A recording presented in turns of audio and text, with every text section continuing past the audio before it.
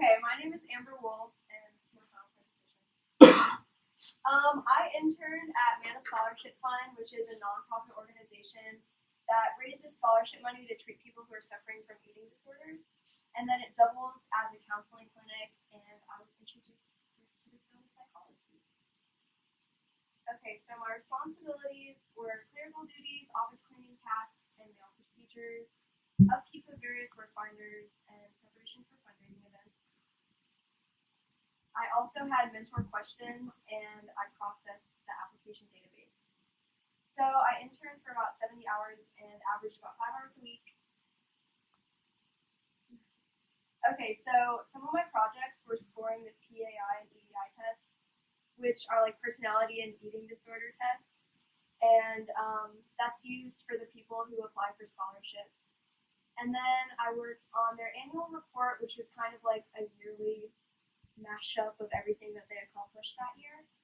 Then I prepared for fundraising events, which is how they get the majority of their money to help these applicants.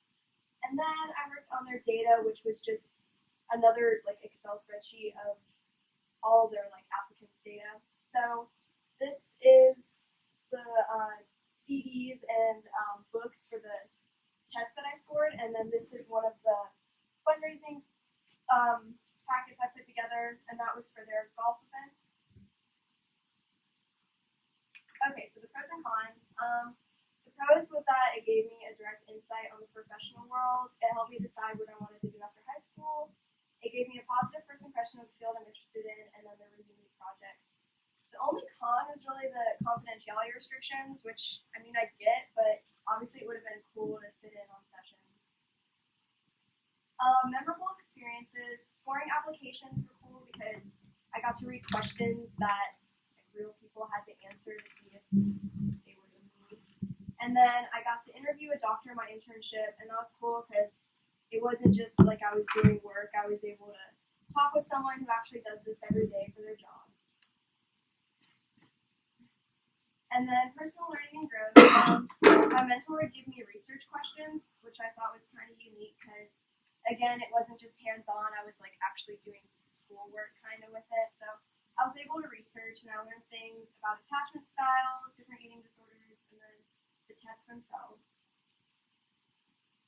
The hiring outlook. Okay, so for psychology in general, it's expected to grow about 12% by 2022. And obviously you need a lot of education to get into psychology, so usually a doctoral degree, and you kind of need a specialist in other fields. And then you need a license and certification. But for a nonprofit, Mana Fund was kind of unique because it was like a combination of passion and profession. So it was like the profession part was the clinical, like helping people and like counseling, but the passion was raising money to actually put people in clinics. And that's a book that, it's fine, but that was a picture of a book that